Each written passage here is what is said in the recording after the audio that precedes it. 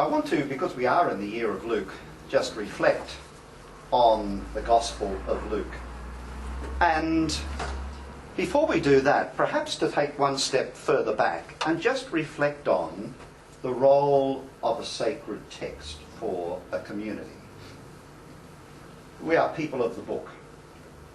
And how do we interpret, how do we respond to the sacred text? Why do we need a sacred text?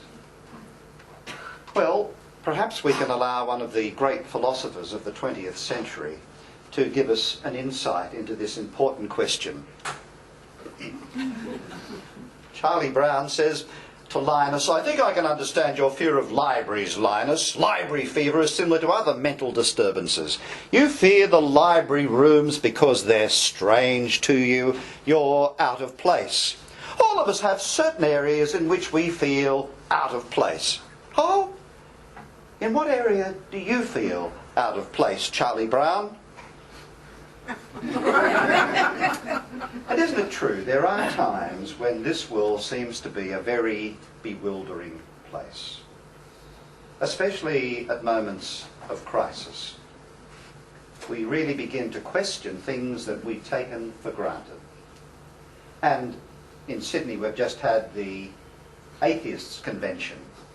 And again, when you get articulate people like Richard Dawkins, perhaps challenging the very foundations of what we believe, we go back to our text and say, well, how do I respond to the sacred text? At the very beginning of Dante's Divine Comedy, he starts out with the words, "In the middle of life's way, I found myself in a dark wood where the right way was lost." Almost like going through a midlife crisis, isn't it? But there are moments when we can say, well, that's my life's journey as well. Or Thomas Merton, "My Lord God, I have no idea where I am going. I do not see the road ahead of me. I cannot know for certain where it will end."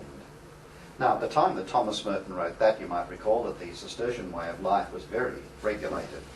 You'd say if anyone should know the road ahead of them, it would be someone in a Cistercian monastery where every day, every minute of the day was laid down.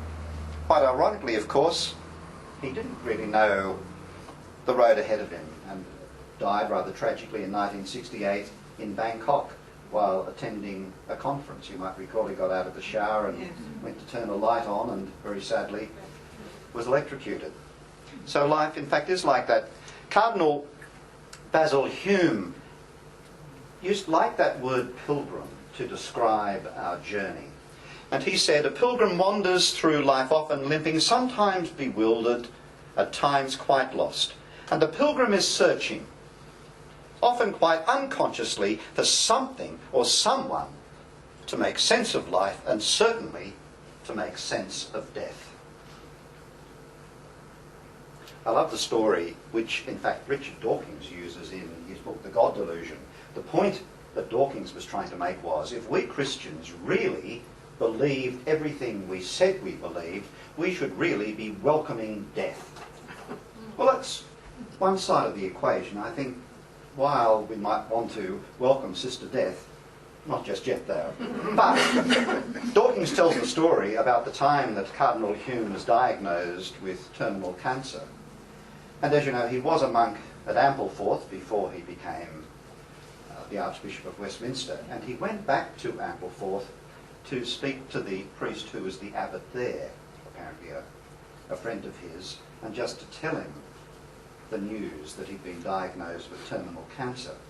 And apparently the abbot, on hearing that news, says, "Congratulations! I wish I were coming with you." Now, Dawkins makes the point that perhaps if we really believed what we said we believed, we'd all say that. "Congratulations, I wish I were coming with you." Well, perhaps that doesn't quite take seriously the fact that this created world is God's gift to us here and now. And Jeff Robinson, in his book, Confronting Power and Sex, puts perhaps the basic questions in a nutshell. He said there are certain fundamental questions about life that all people are constantly asking themselves. Who am I? Where do I come from? Where am I going? What is the purpose and the meaning of my existence? Now, what I'm going to suggest to you is that our sacred text gives us a way of responding to those questions, or gives us a way of seeing. Let me go on. William Bausch, for those of you who are involved in any ministry of communication, will find any of the books by William Bausch extremely helpful. Perhaps one of the best ones that he wrote was Storytelling, Imagination and Faith. And he talks there about the role of story. He says here, every people, nation and community has stories and myths that preserve and prolong the traditions that give them their identity. When a nation is in trouble, it often returns to its traditional stories to look for direction and healing, to gain a sense of what made it great in the past and what will nurture it into the future. Individuals, families and communities also have their identifying stories that link them to who they are, to their culture. They tell the story over and over again of their spouse's death, of what happened in our town 20 or 30 years ago that people will never forget. A region or a nation has its story concretized in shrine, statue, museum. A person without a story is a person with amnesia. A country without its story has ceased to exist. A humanity without its story has lost its soul. That's the book I was talking about, Storytelling, Imagination and Faith. It's a more accessible version of John Shea's book, Stories of God. But it's great from the point of view of helping us to reflect on the role of story.